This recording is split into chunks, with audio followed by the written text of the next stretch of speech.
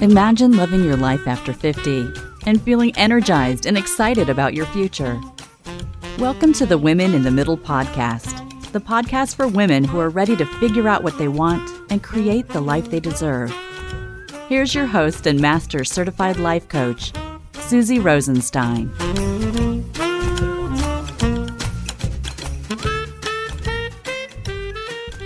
Hey there, welcome back to the podcast, Women in the Middle. I'm your host, Suzy Rosenstein, and I'm so glad to be here with you again for this week's episode, which is all about how to have more fun with midlife birthdays. Birthdays are something that most of us remember so fondly when we were kids, but something happens when you get older, and like so many other parts of your life, birthdays can become less fun, more stressful, and even a bit of a downer. Overall, less joyful. So in honor of my birthday this month, we're going to take a deep dive into the whole topic and teach you how to take back control and have more fun with your birthday, no matter your age. You heard me right. We're not going to ignore that birthday. I don't care what the number is. We're going to embrace it with attention and amplification. So are you with me? We're going there.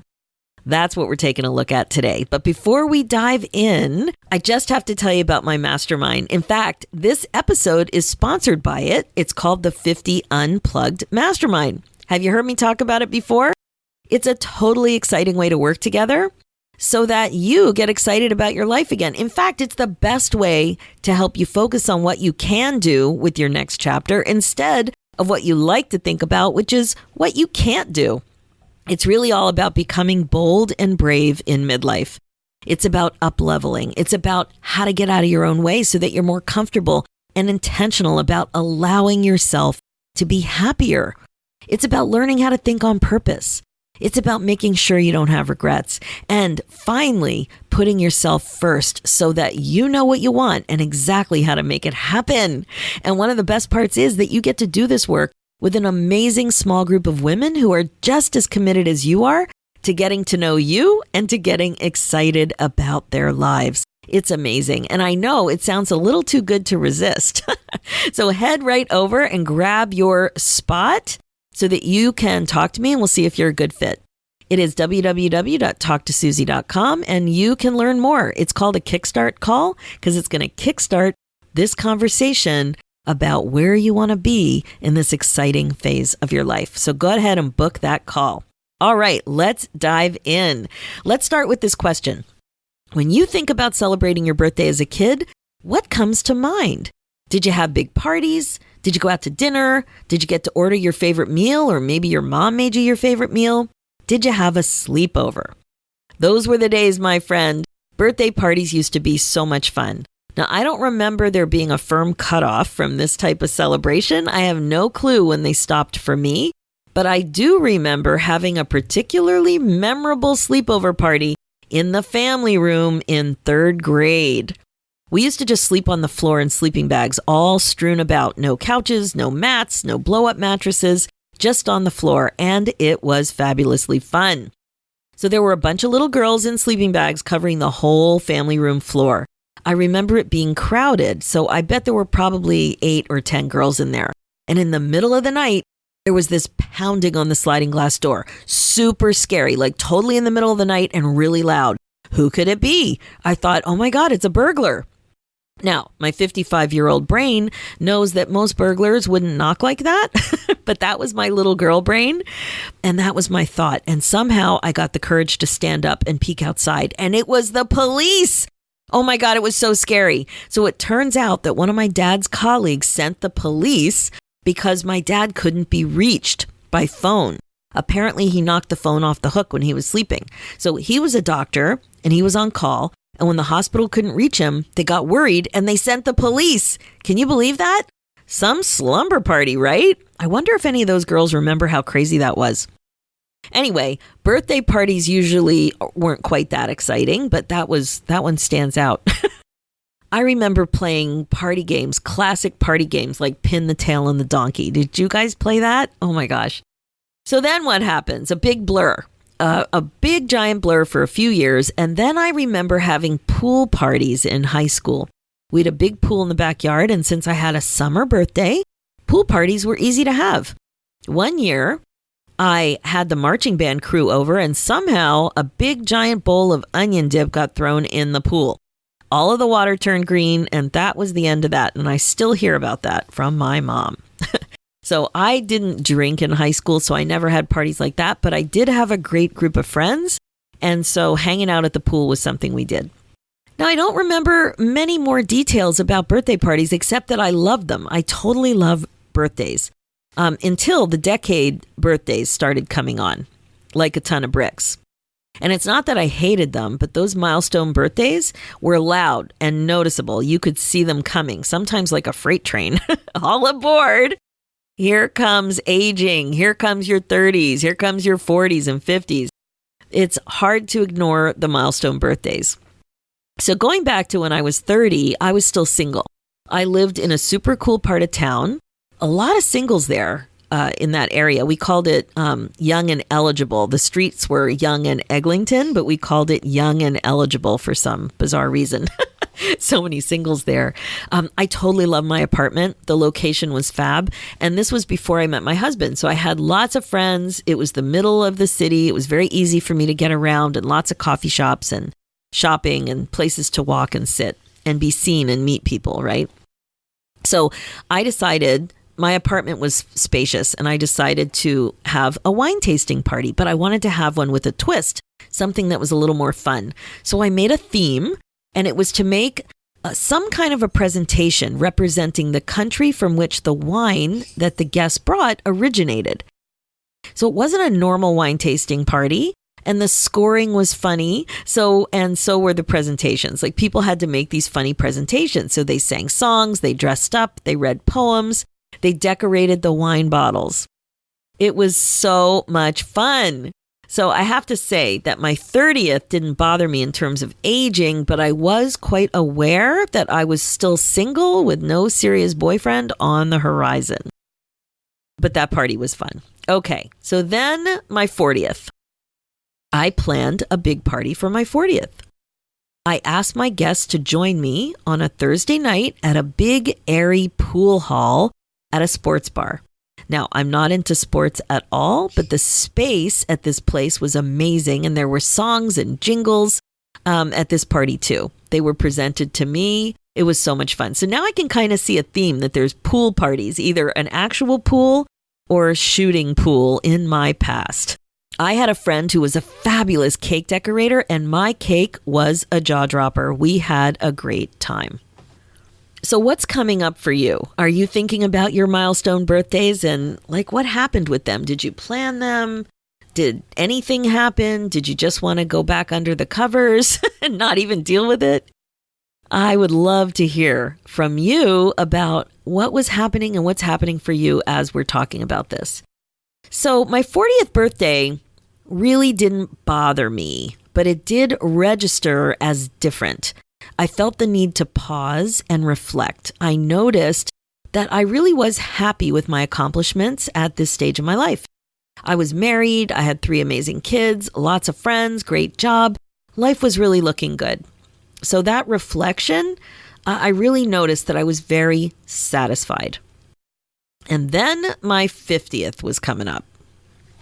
Now I have to say, this one felt a little different. I got laid off from my job, but that was a good thing because I really was desperate for a career change. Family life was still good, but empty nest was looming on the horizon. In fact, my first kid went to university the year I turned 50. But in general, I really noticed I felt less satisfied, like I was at a crossroads and really wanted to be more clear about what I wanted and how I wanted to spend my time. Now I see that I was in a classic midlife funk. I was really not excited about what was possible. I had no clue what I wanted. I just had this feeling that there was more, that I wanted more. The other thing I noticed was that I didn't want to party this time around. I wanted to take full control. I really wanted to think about the experience I wanted for my actual 50th birthday. And I decided I wanted to go away with my best bud from high school, Silly Karen.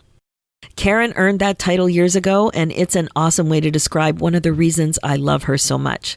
So I proposed my idea to my husband and to Karen, and away we went. I was able to book this amazing place through my RCI timeshare. in Punta Gorda on the west coast of Florida. It was called Fisherman's Village, and it was a little jewel of a place. There was shopping and dining and accommodation, like everything was right on the water. My balcony overlooked the boats and the water. The shopping, like you could pop down to dinner, you could have a glass of wine, you didn't have to worry about driving. It was perfect. Oh, and there was seafood, of course.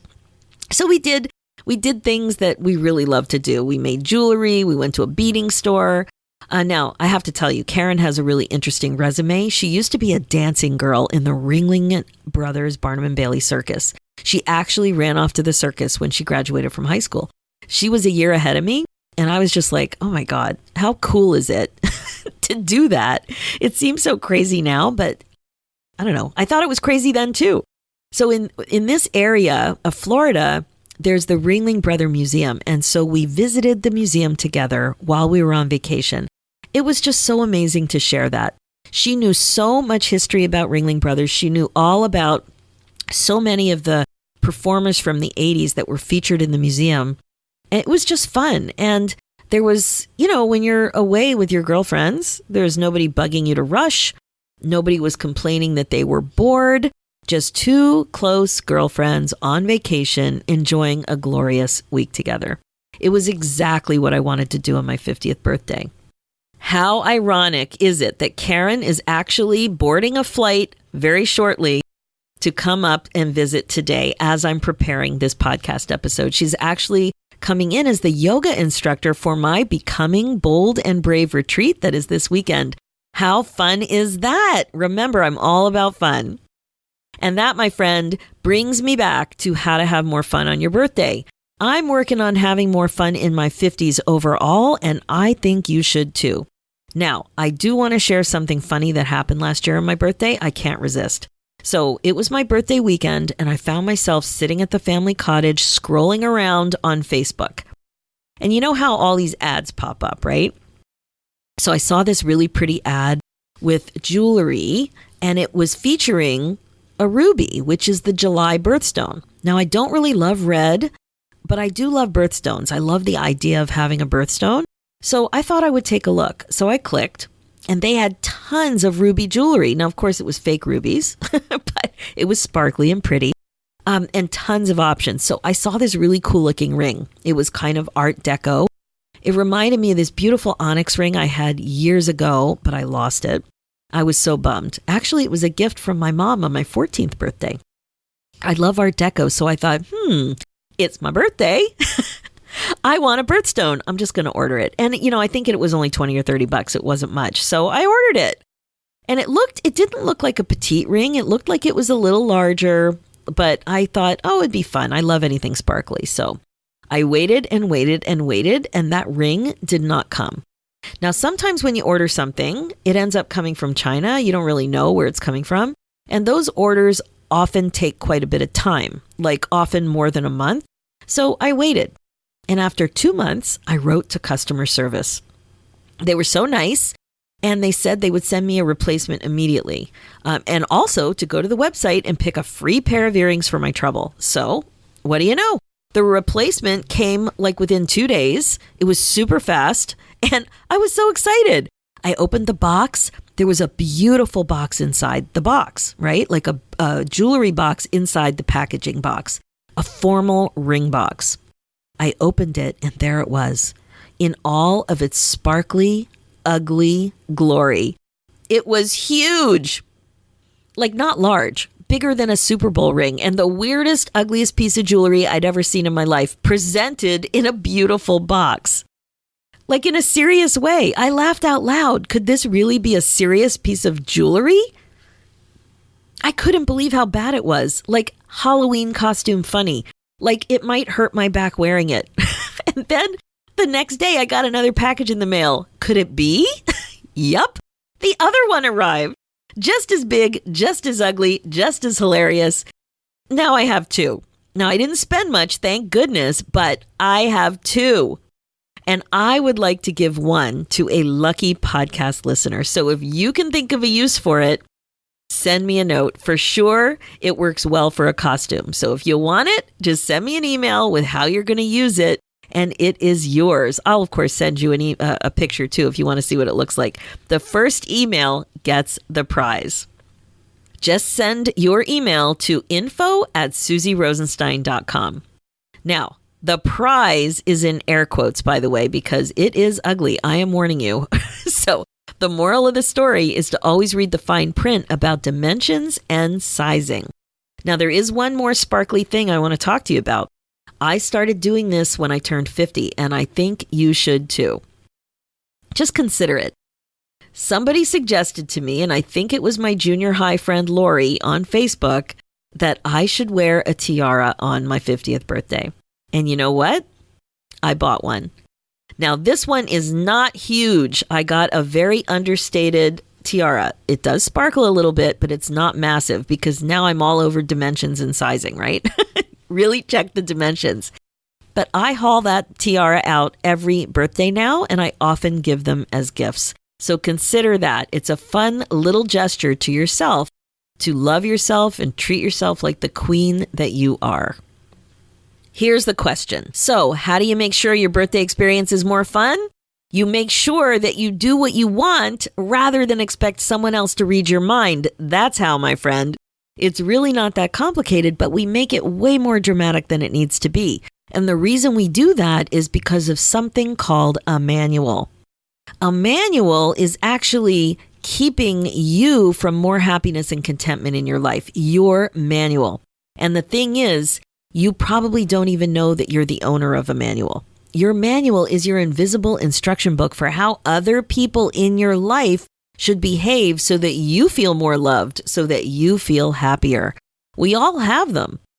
Now, the people in our lives don't necessarily know about them, though. That's the thing. And as a listener of the Women in the Middle podcast, you know that you can't change other people's behavior. But still, we persist with our manuals. So the way it plays out with birthdays is pretty standard. You have a birthday coming up. You expect it to go a certain way. Maybe that your husband or partner plans something, or that you buy something, or that you're presented with some sort of acknowledgement. Or your kids. Maybe you think they should call you or give you a card, or maybe just a hug. Now, of course, you can have expectations if you want, but the problem with manuals is that you tie your emotional well-being to someone else's behavior. So that if your person does what you want them to do, you feel loved. You're happier. But if they don't, you don't feel loved. You're not happy at all. You basically give your power away. You make your feelings someone else's responsibility. Crazy, right? There's such a big buildup for birthdays, especially milestone birthdays, but so many of you wait instead of plan. Waiting gives your power away. Now, I know what you're thinking. He should know what I want. My kids should make an effort. It's the least they could do. I do so much for everyone else, and they should do that for me too. I don't want to have to plan my birthday. He should do it. Sounds familiar, right? These are thoughts that you're thinking. They don't sound optional, but they are. And they are charged with negative emotion. They are part of your manual. But notice what happens when you think these thoughts. It's in your manual when you think about it in a way that's related to how you will feel. You'll feel loved or happier when your person does this thing, and you won't feel loved or happier if they don't. So that's what I mean. I love the idea of being happy on my birthday, and I want you to be happy on your birthday. But I don't want to chance it. I want to take full responsibility for my feelings on my birthday. I want to do what I want to do. And you know what? It took me years to figure this out, but I totally get it now. It's fine to make a request about what you want, but if you link your emotional well-being to the outcome of someone else's behavior that you can't control, your manual will prevent you from being happy. That is you getting in your own way, not the person who's not cooperating with your attempt to control his or her behavior. What someone else does or doesn't do, says or doesn't say, gives or doesn't give you isn't actually neutral. Sounds counterintuitive though, right? But we know this because if you put 10 people in a room, everyone would have different thoughts about the thing that was done, said, or given. What happens is that you have a thought about the neutral thing. That thought is what creates your feeling, not the person, not what was done, and not what was said. Oh my God, I can't even tell you. I had so many stressful and dramatic birthdays in the early part of my marriage. I expected my husband to celebrate my birthday in a certain way, and he never did. It totally became a thing and not a good thing. And I usually ended up in tears, which is not the way I wanted to spend my birthday. Enter a new way to think about things. I like to call it your GBS, your guaranteed birthday strategy. It's kind of like a GPS, but for birthdays. This plan will get you where you want to be emotionally on your birthday, and it starts with you being intentional about this day. Actually think about what you want your day to be like. Who do you want to be with or not? What do you want to do or what don't you want to do? What experience do you want to have? How do you want to feel? You got to be clear. So I'd like you to consider grabbing a cup of coffee or a cup of tea in your favorite mug or a glass of wine from one of your good crystal wine glasses and give yourself 15 minutes or so to really think about what you want. And I really want you to try this because I got to tell you, I think it's super important to treasure birthdays. I can't help but think about the fact that I have outlived both my parents who died so young at 32 and 41. I am so grateful that I have birthdays in my 50s to celebrate, right? That's the other part of the picture. While you're sitting there with your delicious beverage, take a look at how you're thinking and feeling about your age and be honest with yourself. Do you think you're older and wiser? Do you think age is just a number? Do you think you're older and fabulous? Or do you think you're older and worse? I actually did a podcast episode on this topic a couple weeks ago, so check out episode 101 to hear more. The idea is to try to catch your thinking about aging. Do you feel old? Consider that there are many ways to think about your age. Age, like weight, is a neutral number, but what you make it mean is not. In all of these examples, your thoughts create your feelings. So if you really want to enjoy your birthday and celebrate your journey of another trip around the sun, you gotta check out your thinking about all of this. Ask yourself, how do you want to feel on your birthday? And think accordingly. Okay, the next step is to think about everything that you would actually have to do to make the experience that you want happen. Notice that it's about what you can do, not banking on what you want someone else to do. This is critical, but it's a shift that will guarantee more happiness on your special day. Now, I know it's probably a shift in the way you usually think about it, but it will really change things. You will need to understand what you would need to think to do all of this stuff to guarantee birthday success. So if you're full of negative emotion and feeling resentful that you're owning it, you will struggle with this. Once you figure out how you'd have to feel, maybe excited, loved, motivated, something like that, then focus on that thought. What would you have to think to feel that way? For example, I've been thinking about my upcoming birthday and I want to have a spa day. That's what I want. I want the sights, the sounds, the smells, and the feeling of being at a spa. I want to do it alone. And I want it to be like a treat. And when I think about a treat, it's not like dashing in for a massage and dashing out, right? I really want an experience. I want to hang and I want to smell those, how spas smell. Oh, I love that smell at a spa. Now, I could cross my fingers and hope this magically appears by some coincidence, or I could just make it happen. My feeling state related to making it happen isn't resentful. I'm feeling grateful and excited about being able to celebrate my 56th birthday in the way that I want. I know I'll have dinner with my kids too, but I want a treat. I want this experience and I'm going to own it. My guaranteed birthday strategy is to love myself enough to give myself exactly what I want. So give this a try. Really give it a try. Think on purpose, own your feelings, create your outcomes, love your birthday. These strategies will definitely help you have more fun on your birthday too. So I gotta say, it's the best way to live a more intentional, fulfilling life. So one last question. Are you 50 this year? Are you turning 50? Let's celebrate. In honor of everyone turning 50 this year, please enter my contest. It's called 50 Unplugged Contest. So head over to www.suzyrosenstein.com/50 Unplugged Contest to enter for a draw to win free coaching. What an amazing birthday present for you. Make sure to check it out. Okay, my friend, that is it for this episode. My focus as a midlife coach is to help you get excited about your life again. This means you really do have to learn to think on purpose. That is the key. You got to be the queen of your brain domain. It is the best way to be. Check out the show notes with more information and links at www.suzyrosenstein.com. Download my free ebook, 9 Secrets to Get Unstuck in Your 50s at suzyrosenstein.com/9 secrets. And find the community that you have been looking for. Join my free Facebook group, the Women in the Middle Community, at facebook.com/groups/Women in the Middle Community. It's for women just like you. And if you like what you've heard on today's episode, just head over to the Women in the Middle podcast on iTunes and leave me a review, which of course is greatly appreciated. The more stars, the better, and it really does help other amazing women in the middle find all of this midlife goodness.